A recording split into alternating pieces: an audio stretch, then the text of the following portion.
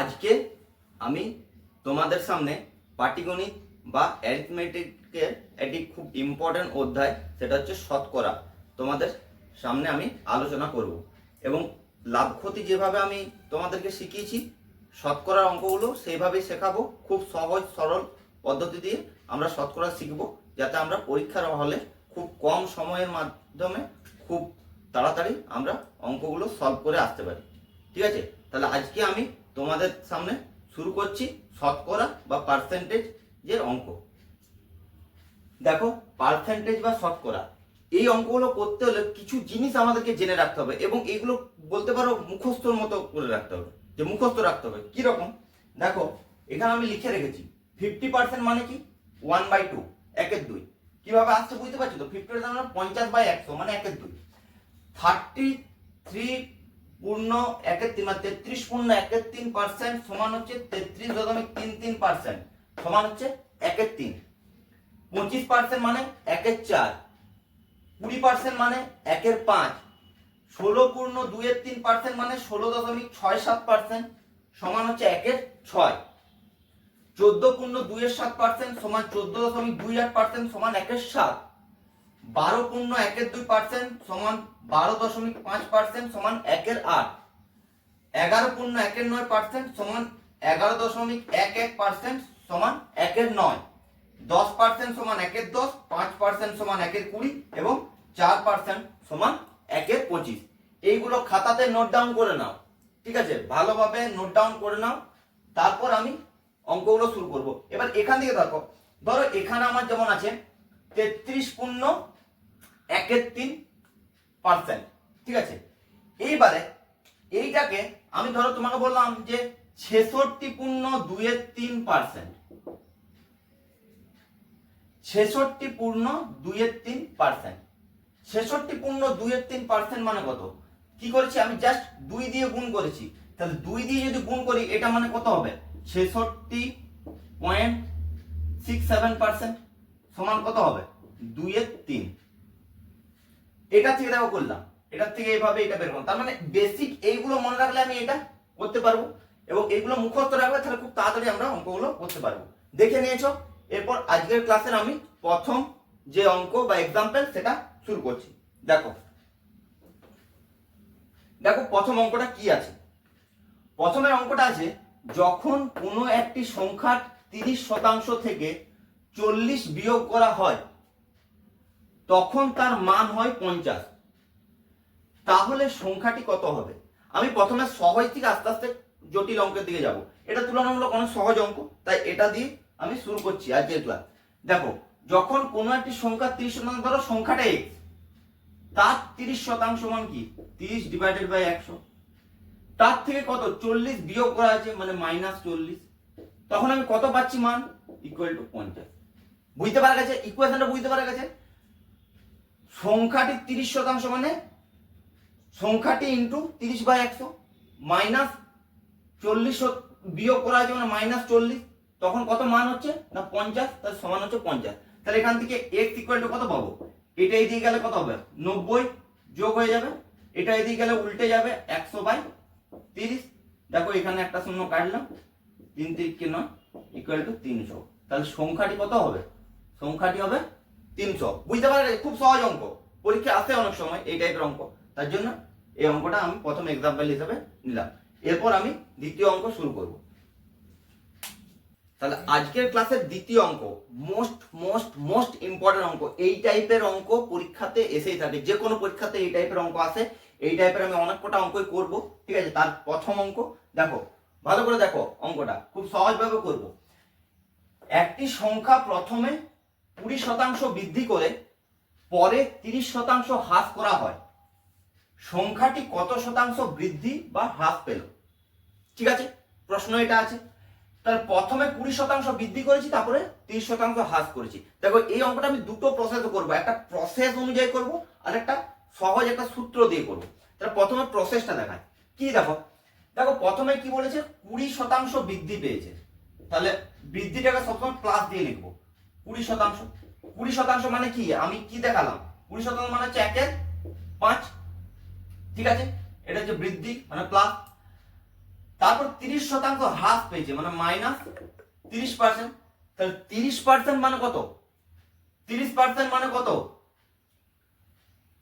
দেখো 30% মানে হচ্ছে 3/10, ঠিক আছে, সেটা মাইনাস, ঠিক আছে, কারণ যেহেতু এখানে মাইনাস আছে তার মানে মাইনাস কেন আছে, তার কারণ হচ্ছে এখানে হাফ পেয়েছে, ঠিক আছে। এরপরে দেখো এখানে যদি অরিজিনাল একটা জায়গা করি আর একটা নিউ মানে নতুন কত হচ্ছে সেটা দেখো, অরিজিনালি 5 ছিল লিখলাম, আর এখানে অরিজিনালি নিচেরটা অরিজিনাল কত ছিল, 10 ছিল। এখন কত হচ্ছে, 1 বেড়েছে তার মানে এখন কত হচ্ছে 6। এখানে এখন কত হচ্ছে 3 কমেছে মাইনাস আছে, তাহলে কত হচ্ছে এখানে 7। তাহলে এই দুটো গুণ করলে কি হচ্ছে 50, এই দুটো হচ্ছে 42। তাহলে দেখো এখানে মাইনাস করলে কত হচ্ছে 8। কি হয়েছে, নতুনটা আগের তুলনায় কমেছে, তার মানে টোটাল জিনিসটা কি হচ্ছে হ্রাস পেয়েছে। তাহলে 50-এ কত হ্রাস পেয়েছে 8, তাহলে 100-তে কত হবে 16% কি হবে হ্রাস। কেন না প্রথমের থেকে দ্বিতীয়টা কম আছে। ক্লিয়ার, বুঝতে পারা গেছে। এরপর দেখো এটা খুব সহজ একটা সূত্র দিয়ে করব, এই সূত্র দিয়ে সব অঙ্কগুলো করা যাবে। যদি সূত্র ভুলে যাও কোনো কারণে তখন এই প্রসেস দিয়ে করবে। দেখো সূত্রটা কি, a plus B plus ab divided by 100, a plus B plus ab divided by 100। যখন আমি হ্রাস লিখবো তখন মাইনাস দিয়ে লিখবো, যখন আমি বৃদ্ধি লিখবো তখন সেটাকে প্লাস দিয়ে লিখবো, ঠিক আছে। সেগুলো কিন্তু এখানে লেখা নেই, সেটা যখন আমি অঙ্ক করব দেখো দেখতে পাবো। দেখো তাহলে প্রথমে কত 20% বৃদ্ধি পেয়েছে, তাহলে দেখো এর জায়গায় আমি 20 যেহেতু প্লাস তাহলে আর লিখছি না। এবারে বিটা দেখো, বিটা কি -30, কারণ হচ্ছে হ্রাস পেয়েছে, আমি কি বললাম মাইনাস লিখতে হবে, প্লাস এটা হচ্ছে 20, বিটা হচ্ছে -30 ডিভাইডেড বাই 100। ক্লিয়ার, এবারে দেখো এখান থেকে কত হচ্ছে 20 -30 প্লাস প্লাসে মাইনাস এখানে দেখো মাইনাস হবে, -20 ইন্টু 30 বাই 100। দেখো দুটো শূন্য কেটে গেল মানে এখানে 6 হলো, তাহলে 20 -30 -6 ইকুয়াল টু -16। তাহলে মাইনাস তাহলে কি বললাম হ্রাস হবে, তাহলে 16% হ্রাস, এটা হচ্ছে উত্তর হবে। তাহলে হ্রাস পেয়েছে কত শতাংশ, সংখ্যাটি 16% হ্রাস পেয়েছে।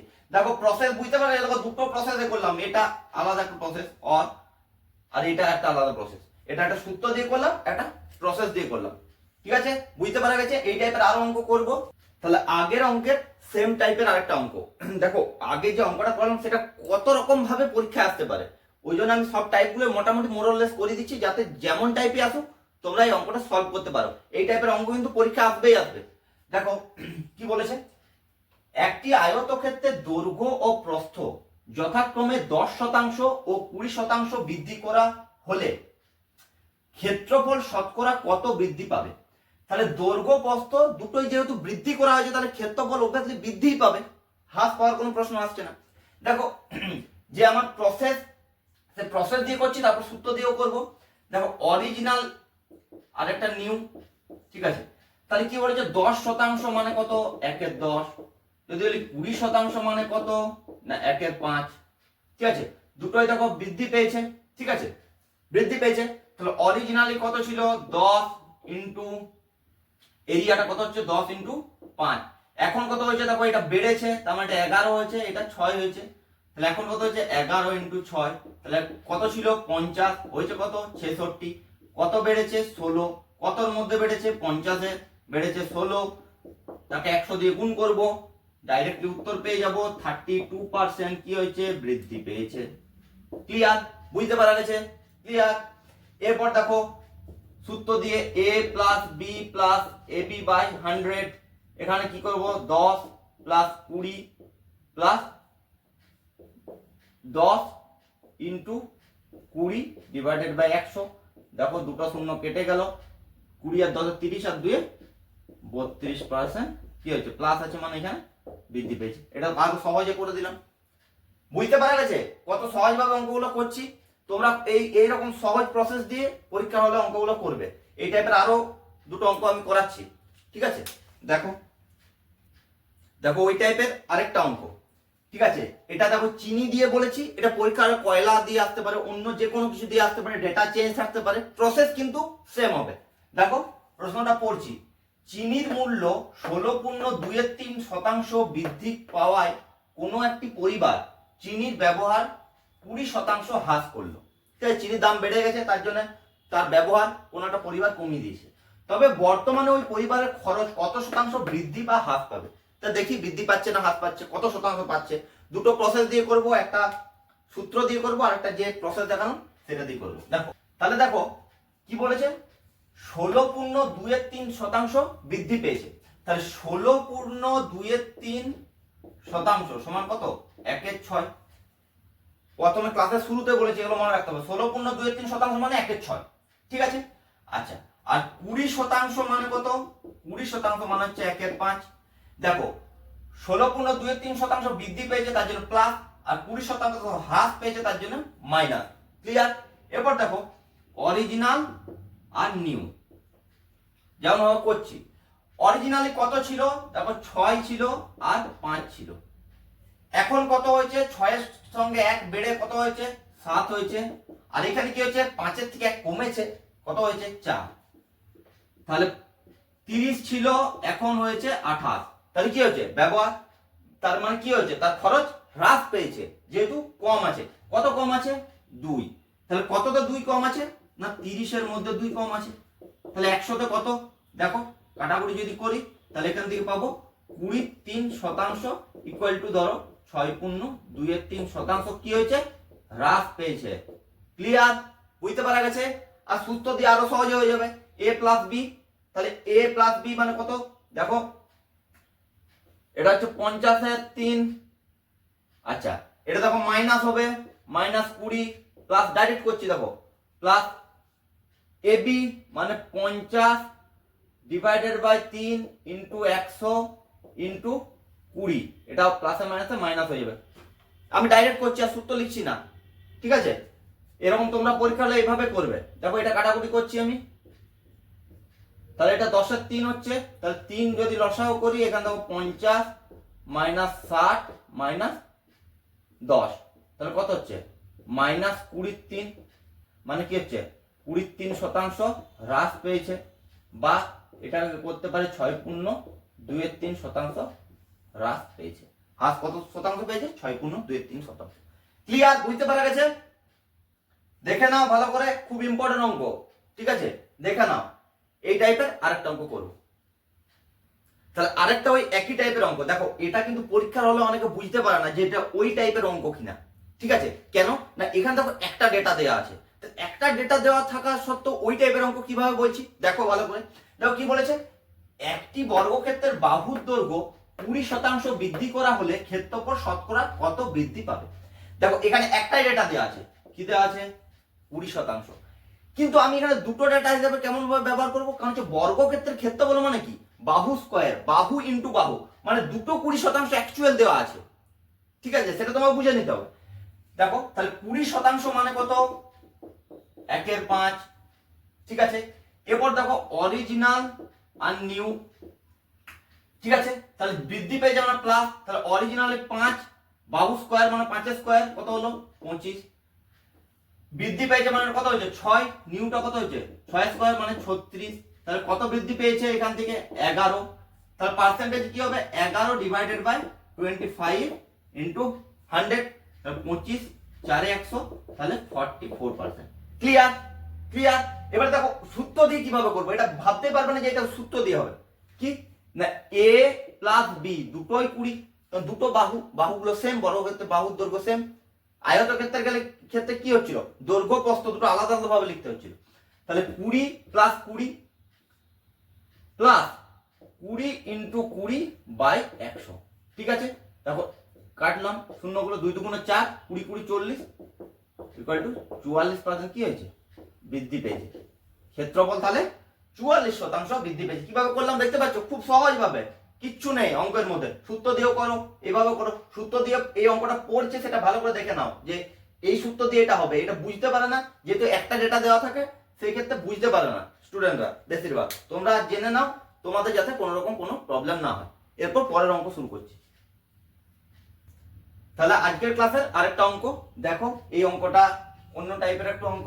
দেখো কিভাবে করব, অঙ্কটা পড়ি প্রথমে, তারপর তোমরা দেখো বুঝে বুঝে আমার সঙ্গে করতে থাকো। দেখো, যদি x এর 90% সমান y এর 40% এবং y সমান x এর a শতাংশ, তবে a এর মান নির্ণয় করো।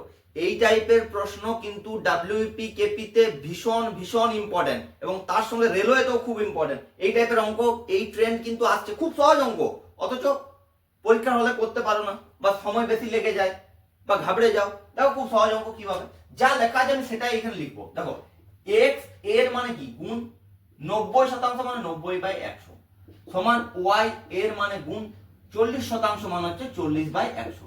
তাহলে এখান থেকে আমি x ডিভাইডেড বাই y টা বের করে নেবো। দেখো এই 100 কেটে যাবে, 0 0 কাটলো, তাহলে x ডিভাইডেড বাই y সমান হচ্ছে 4/9। ক্লিয়ার? 4/9 বেরিয়ে গেছে x ডিভাইডেড বাই y। এইবারে দেখো এই প্রশ্নে কি বলা আছে, y সমান x এর মানে গুণ a শতাংশ মানে a ডিভাইডেড বাই 100।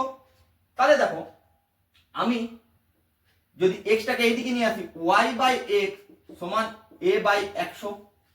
এবার দেখো x বাই y কত ছিল, 4/9, তাহলে y বাই x কত হবে, 9/4, তাহলে 9/4 সমান a বাই 100, তাহলে 4 25 এ 100 হয়েছে।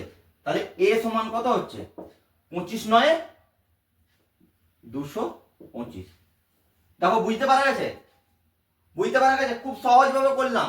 এই প্রসেস দিয়ে তোমরাও করবে, ঠিক আছে, চটচট হয়ে যাবে, ক্যালকুলেশন করবে তাড়াতাড়ি, 30-40 সেকেন্ডের বেশি লাগবে না, আরো স্টেপ জাম্প করা যাবে, ঠিক আছে, তোমরা স্টেপ জাম্প করে করবে তখন, ঠিক আছে।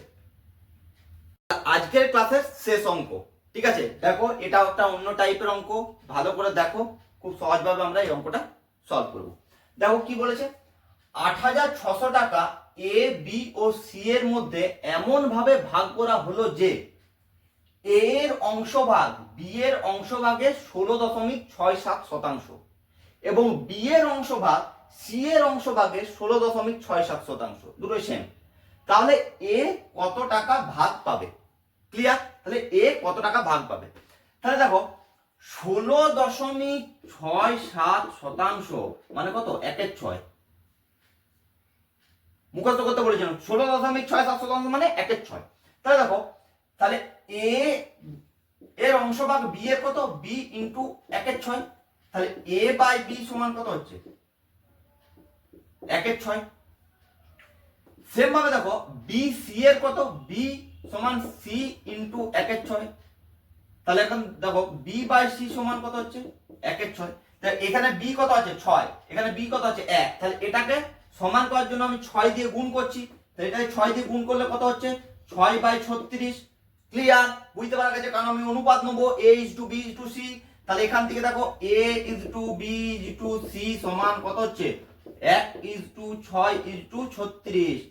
ক্লিয়ার? বুঝতে পারা গেছে, এই অনুপাতটা বার করলে অঙ্ক একদম খুব সহজে হয়ে যাবে, কিচ্ছু নেই। দেখো বার করতে হবে এ, এ কত টাকা পাবে, তাহলে এ এর অংশ এখানে কত আছে 1, তাহলে 1 ডিভাইডেড বাই 3টা যোগ করলে কত হচ্ছে 43। মোট কত টাকা, 8600 টাকা, তাহলে 8600 দিয়ে গুণ, এটা দেখো 2 দিয়ে কাটছে, মানে এ কত টাকা পাবে, এ কত টাকা পাবে, 200 টাকা। ক্লিয়ার? তোমাকে যদি বি বার করতে বলতো তাহলে কি হতো, এখানে 6 ডিভাইডেড বাই 43, যদি সি বার করতে বলতো তাহলে 36 ডিভাইডেড বাই 43 হতো।